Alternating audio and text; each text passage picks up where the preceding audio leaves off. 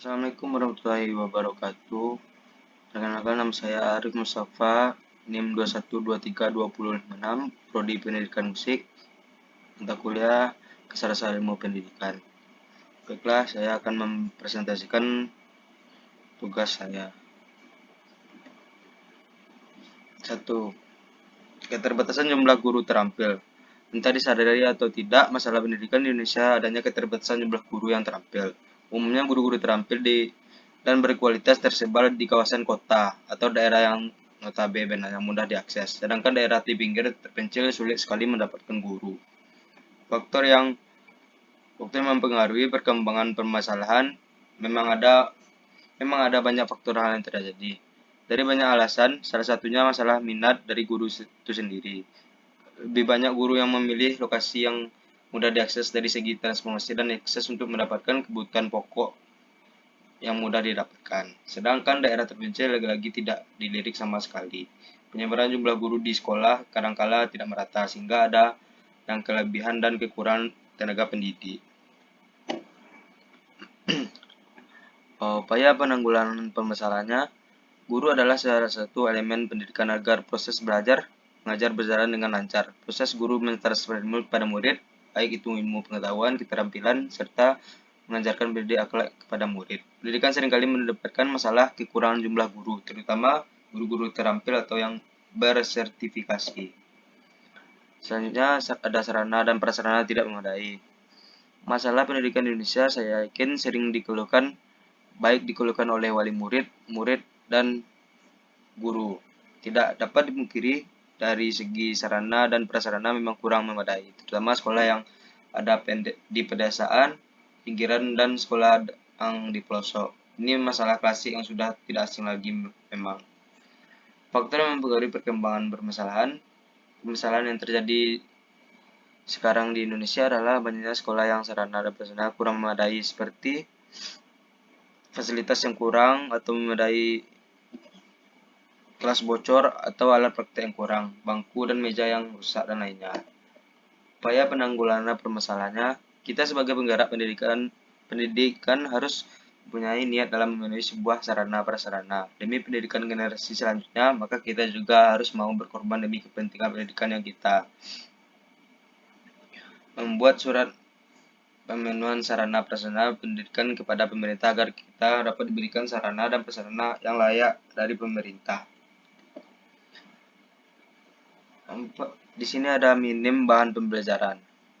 Tidak dapat dimungkiri masalah pendidikan di Indonesia juga terbentur pada keterbatasan bahan ajar. Kurangnya keterbatasan bahan ajar menurut hal ini saya yang sangat wajar, karena memang dari kesadaran akan literasi di Indonesia termasuk di urutan akhir.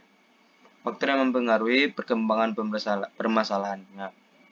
Mungkin banyak yang menyebutkan bahwa keterbatasan bahan pembelajaran tidak memadai, padahal sebenarnya kita bisa mencari sendiri, tidak harus mengandalkan haluran bahan ajar dari berita, tapi inisiatif untuk mencari. Jika memang tidak ada bahan ajar, tidak tersedia lagi bagi seorang pendidik bisa belajar dari buku luar.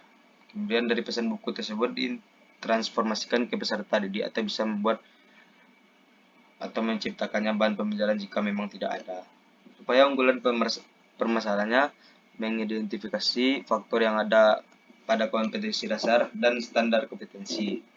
2. Menentukan jenis bahan ajar yang cocok untuk kompetensi yang harus diraih. 3. Menentukan referensi bahan ajar. Selanjutnya ada mahalnya dana pendidikan. Tidak dapat dimungkiri masalah pendidikan di Indonesia yang mendasar terletak pada biaya pendidikan. Meskipun sudah digadang gratis, tetap saja ada bagian yang membayar.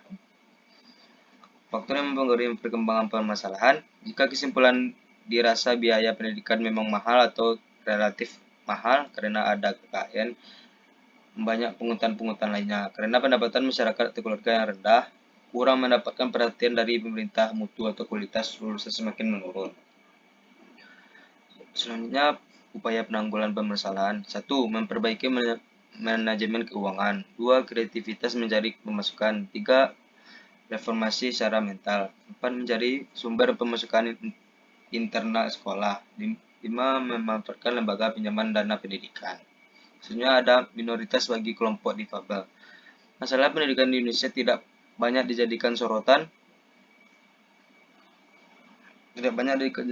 Adalah masalah pendidikan bagi kelompok difabel. Ternyata masih banyak kelompok difabel yang kesulitan dalam mencari sekolah inklusi. Itu berarti masih sedikit sekolah-sekolah inklusi bagi mereka. Satu sisi sekolah inklusi tidak secara langsung juga mengotak-kotakan dan semakin tereksklusi dari realitas sosial. Faktor yang mempengaruhi perkembangan permasalahannya. Kendala yang sering dihadapi bagi difabel ketika memutuskan sekolah umum, mereka terkendala dari pembangunan sekolah yang tidak ramah untuk difabel.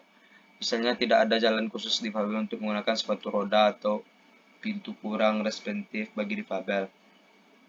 Belum lagi masalah buku pelajaran yang dikemas dalam huruf braille.